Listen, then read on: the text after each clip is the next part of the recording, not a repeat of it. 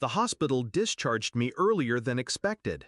My legs were useless, stitched and bound, and the wheelchair groaned when the nurse pushed me outside. I texted her, "Just got discharged. Doctor said I can't walk yet. Can you pick me up when you have time?" I waited. My pulse was slow, too slow for the cold anger already stirring. The reply came quick. "My mother said we can't keep dropping everything for you every time. Just call an Uber."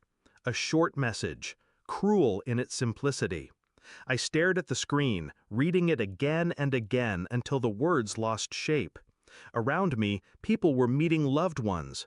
Cars pulled in, families reunited, arms, laughter, warmth. And me? Abandoned with a broken body, holding a phone that now felt heavier than my fractured bones. I didn't text back. I didn't curse or plead or call. I just sat in that chair, the wheels locked, while something inside me shifted. A clean break. Not in my legs, in my trust. At first I told myself she was stressed, overwhelmed, that caretaking had worn her thin. But beneath the excuse was a voice whispering something uglier.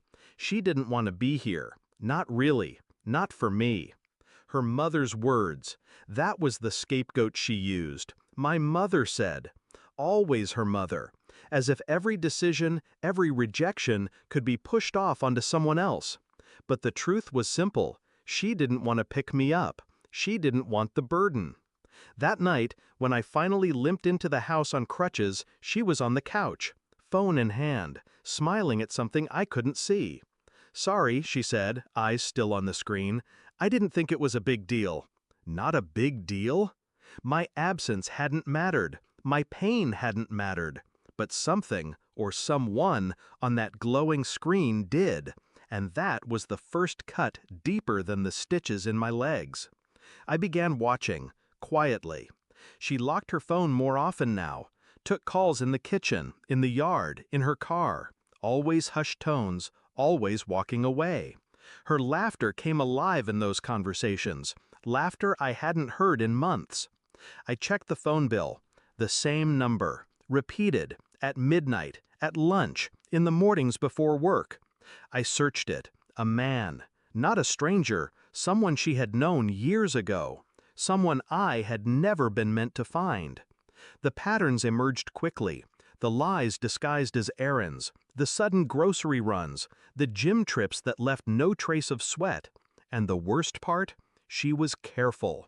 Too careful, almost professional in her deceit, which told me this wasn't new. So I stayed calm. I ate dinner with her, slept beside her, let her think she still played the role of a wife. Meanwhile, I collected bank records, location histories, screenshots forwarded to an empty account she didn't know existed. Every lie she lived, I harvested, quietly, efficiently, and all the while she smiled at me with practiced ease, not knowing I had already set the clock ticking on her borrowed time. The proof came wrapped in pixels and numbers, her messages to him, unmistakable. Explicit, promises of leaving me once the timing was right, mockery of my injuries, plans that placed him in our home when I wasn't supposed to be there. I read them all without flinching, without rage, just calculation.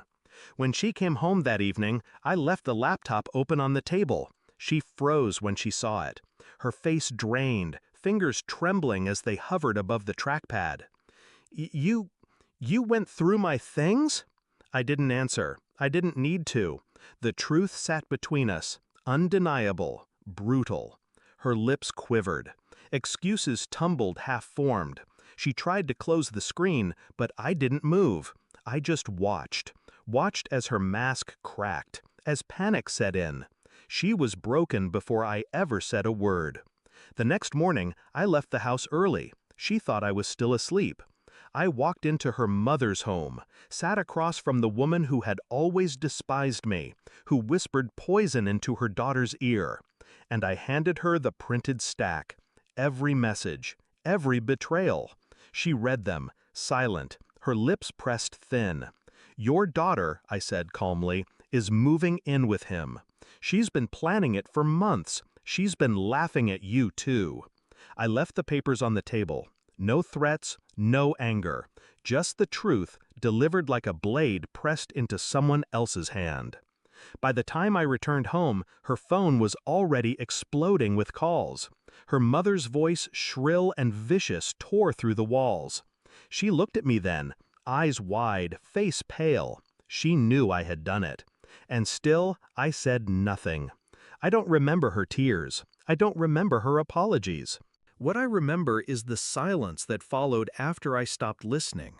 Betrayal doesn't burn. It freezes. It calcifies. And once it hardens, there is no thaw. I had wasted years believing her smiles, carrying her excuses. But that night in the hospital parking lot had shown me everything. I was disposable to her, a burden, an afterthought. Now she is the one discarded, and I feel nothing. The last words I ever gave her were the truest. You told me to call an Uber. Consider this the ride I'll never come back from.